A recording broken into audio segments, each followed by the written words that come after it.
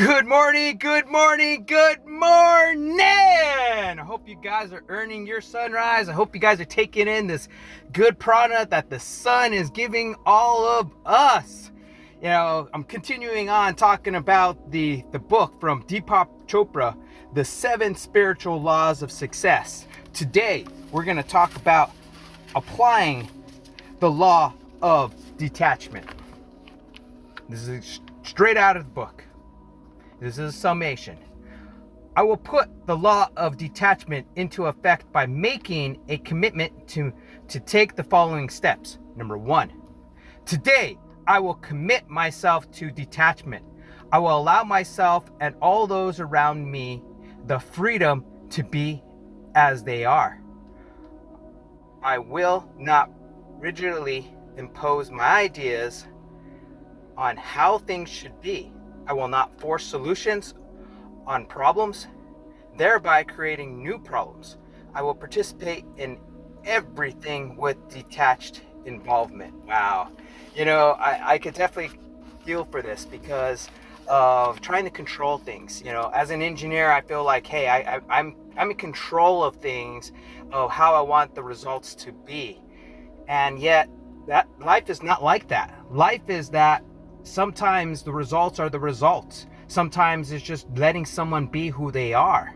And you cannot just allowing them to show up in your world of who they are, showing up with their energy. And yet we always want to control things because we want things to be a certain way. And when you let go of that, then that's when you start seeing a little bit more peace within yourself. Number 2, today I will factor in uncertainty as an essential ingredient of my experience. In my willingness to accept uncertainty, solutions will spontaneously emerge out of problems, out of the confusion, disorder, and chaos. The more uncertain things seem to be, the more secure I will feel, because uncertainty is the path to freedom. Through the wisdom of uncertainty, I will find my security. Here's the thing, like last year, I'm going to use this as an example. Last year, for Thanksgiving, I ended up going to Cancun. I didn't do any research on the resort I went to. I basically had my essentials, and I waited till the last minute to throw everything all together and just went with no expectations. And when you have that the uncertainty of just letting things be, that you have a great time. And I think that's the thing about life, is that you can't be certain in every single thing that's going to happen in life. Oh, this is certainly going to happen. We know this within sports. You think, oh, this team is going to go ahead and win because they have a great record and they're playing this team who has a losing record. In life, whoever shows up and plays the best that they possibly can is going to be ultimately be the winner. That's how we have to look at life.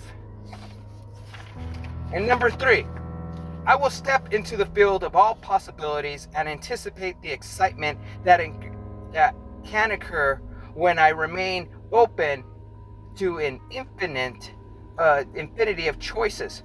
When I step into the field of all possibilities, I will experience all fun, adventure, magic, and mystery of life. And, possibilities, because I think we limit ourselves. And we don't look because we put a filter within ourselves that we don't see, what is behind that filter of there's more abundance within ourselves. I was having a conversation with a friend, and he was basically saying, I see nothing but abundance in my life. Whereas that's his view of the world because of how he's seeing things. Whereas other people might saying, well, all I see is the negativity. All I see is the problems. When you eliminate that and just let everything be a possibility, thinking like, wow, that's another I didn't even think about that. I know Dr. Wayne Dyer was talking about like a situation where this person was inviting him to to stay at his place, but they don't have a good mattress. And he was, oh, all we have is this mat to sleep on the floor. And he's like, well, that's great. It'd be great for my back. I could be on the ground, be really grounded. Well, we don't really have anything to eat except for this grapefruit, except for this grapefruit that may be not so tangy or whatever. And he was all, wow, hey, that's another possibility. I didn't even ever thought about that, having grapefruit for breakfast. Thinking about that, because if you limit yourself, you're limiting yourself from having that adventure and having that experience in life. Like, I have a friend, actually it was a woman that I dated, and she said, I will never eat anything that is not organic. However, I look at it as you cannot be in control of places where you can go to. You got invited to go eat, and they might be serving certain meal, and it might not be organic beef. It might not be grass-fed. The thing is that you can control certain things that you can control, but there are things that are beyond your control, which would be like you're being invited to somewhere to eat. And the way I was raised was, okay, you go ahead and try that food. It might not be the food that you like, but hey, you have that experience. My ex-brother-in-law, he ended up making me some steak, and that was like one of the best steaks possible. He could have. I was open to it because it was antelope. I was like, wow, that's amazing. Or another time when I was in Miami, I was having this adventure and this experience. It was a culinary adventure because they had cricket tacos and they had tongue tacos. And so I was like, hey, I never had tongue in my life. I know my mom would never make tongue. She didn't like it. She didn't like tripe. She didn't like menudo. Never really had that. So when I was in college, I had menudo. I was like, hey, it's not that bad, but it's not for me. But I tried it. And the same thing with those cricket tacos. I was like, hey, I had it. To me, it tasted like popcorn. Like when you burn popcorn, crunchy. I didn't really particularly like it. But the thing is I had that possibility of having that experience.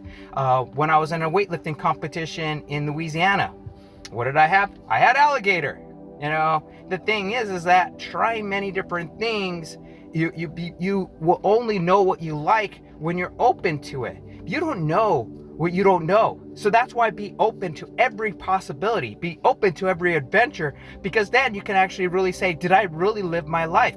And when you look back and saying, no, I live my life in this little box or whatever, then you're not really living your life, because what eventually is that you're living in this little box, and eventually you're going to end up in that box. So you might as well have this adventure of exploring and see many different things before you end up in that box, my friend.